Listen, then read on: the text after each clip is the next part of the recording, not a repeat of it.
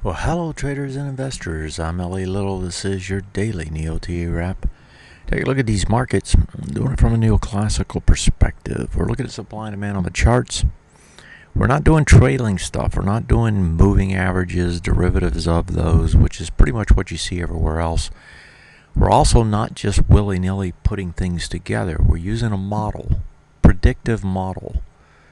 Gives us the ability to real time see what the market's telling us, and you use that information to do things.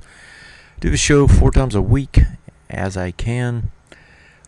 Once Monday through Thursday, usually by 9 o'clock Eastern time.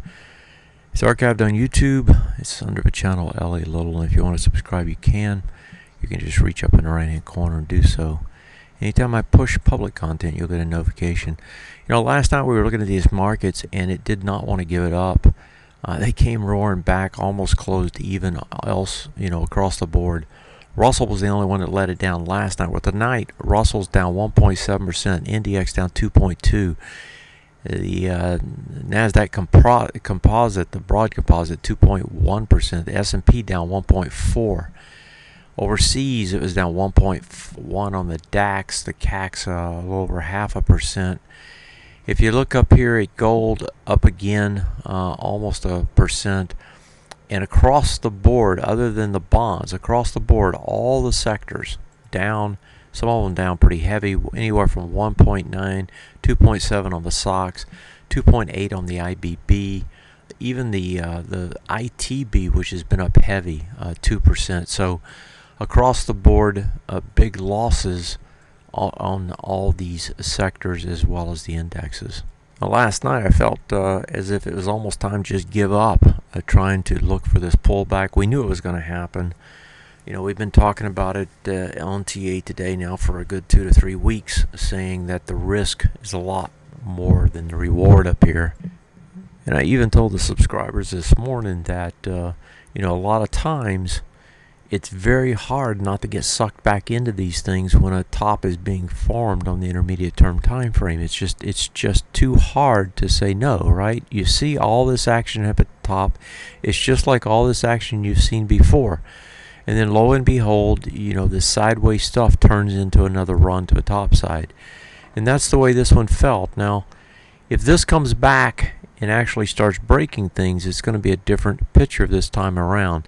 The first thing it's got to do is get under swing point highs. Well, that's what it did on this time frame on the daily. The next thing it has to do is it has to get under things it shouldn't get under. For example, this is the first retest regenerate of that swing point high. That should get a bounce. If it doesn't, it's telling you something different. And that's the sort of thing you're looking for. In other words, when the predictive model doesn't do what it should, then you know something different is taking place. You know that the pressure, for example, in this case is to the downside, and that pressure is more so than you've seen anytime recently because it's doing something it shouldn't do. If we move over and bring up the weekly chart, on the weekly chart, you could pull back to this 2400 level, this swing point high here. That was broke on, and let me get the numbers here. Let's grab let me see the lows. Yeah, this low is 2405, 2400. So 2401 basically was the swing point high. Has not been tested more than 6 bars. Just like I was showing you on the S&P 500 daily, that one wasn't tested more than 6 bars. Same thing here, more than 6 bars. When it comes back into this area also on this time frame should get bought. And that's another signal, another sign of things that we can watch as it comes back 2400. Now 2400 on the way back would only be 4% off the top. I mean, right now we're 2% off the top. That would be 4% off the top. That's still nothing compared to the kind of run that's been had on this way up. And so a 2400 print, which would probably get bought, would still be just 4% to the downside, not that much. If you look over some of the others, not so happy a picture. Russell has been the leader to the downside. The Russell gives it up, bangs to the downside here, breaks swing points, Now let's see, 1, 2, 3 of them broke tonight, and you're not that far away now from the rest of them, which is also on a weekly time frame. As I said last night, I believe I shared it with you here, the most likely scenario would be for this Russell to do this ABCD structure to the downside, right? Come into this level and bounce out of there and potentially set up another one to the downside. But to break it all the way down through here directly is going to be very hard to do.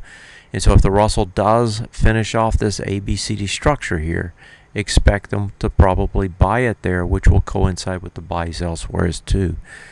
That's the way the indexes look like. We could go through the sectors, but you've just had many sectors break down. Their swing point high, their bullish retest regenerates failed to regenerate on the downside. And those failures to regenerate on the downside signal that what was up is probably sideways now.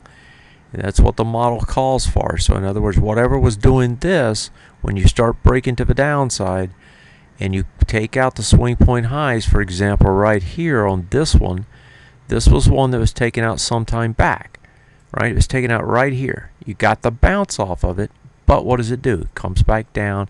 What was up is probably sideways at best, potentially down. This ends up being down. And that's the way it works. That's the model. And that's how you use it to let you know when you want to put your money at risk and when you don't. And there's times where you really don't, and this was one of them. That's it for tonight. It's going to be a tough day tomorrow and probably a tough day next week. There will be a bounce here somewhere. I would suspect the Russell is the one to watch. And when it comes, it'll probably be a pretty good one. Have a great one. Take care. Good night.